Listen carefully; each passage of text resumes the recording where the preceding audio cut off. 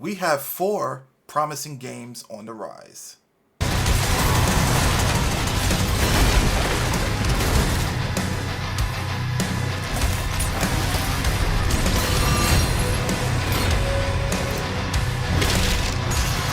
Let's talk about it.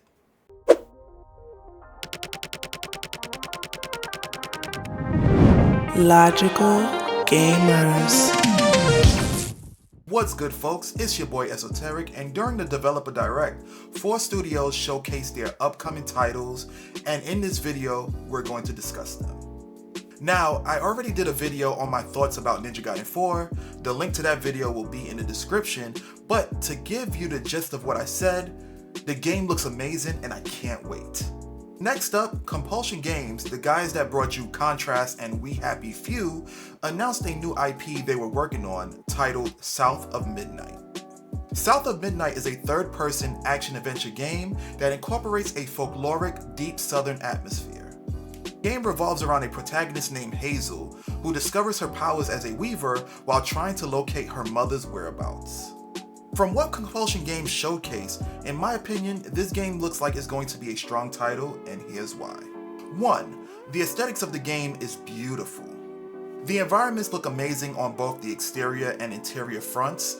The human designs are unique, where it seems they've adopted the Asaro head in their style. My fellow artist knows what I'm talking about. And the enemies look pretty cool and mysterious. 2. The platforming looks pretty solid. From what they've shown, you have your typical jumping over hurdles, wall running, air dashing, and even manifesting environmental items to help overcome obstacles. Now, it's not something we've never seen before. However, Compulsion Games took those platforming elements and seem to have made them their own. And the same thing could be said about the combat, which brings me to 3.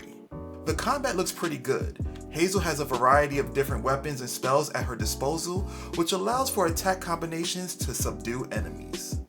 Speaking of variety, a few enemy archetypes were shown as well.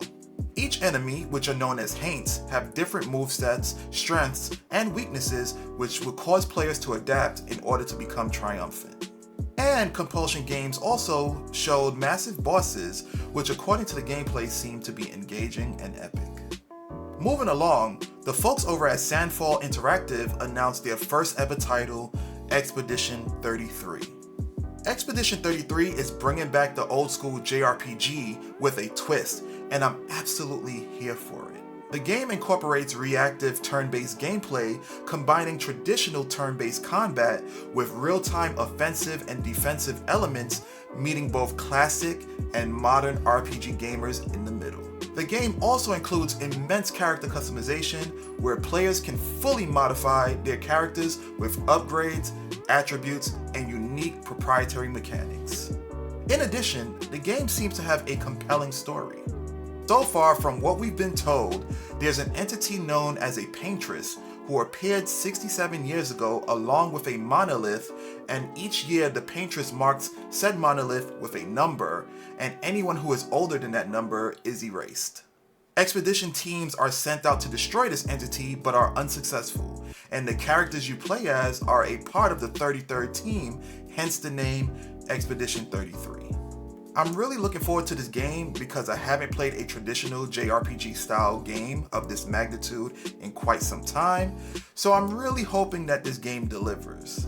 They even have a world map. What more could you ask for? To close out the showcase, the folks over at id Software announced this banger of a title, Doom. Doom: The Dark Ages brings back modern Doom like never before.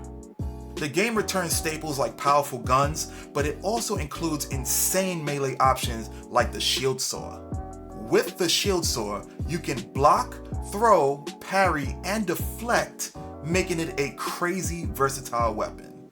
And not only that, you have other options like the Doom Spiked Mace, Electrified Gauntlet, and Iron Flail, which are all upgradable and combo friendly. Even added a mechanic called Glory Kill, which is like a finishing move you can use on enemies. And they didn't even stop there. You can now pilot a building-sized mech as well as a cybernetic dragon. This is absolutely mind-boggling. Now, I'm not too sure about this portion of the showcase, but it seemed like the folks over at id was alluding to this Doom being open world. From what we've been told, you can control where you go and who you fight at your own pace.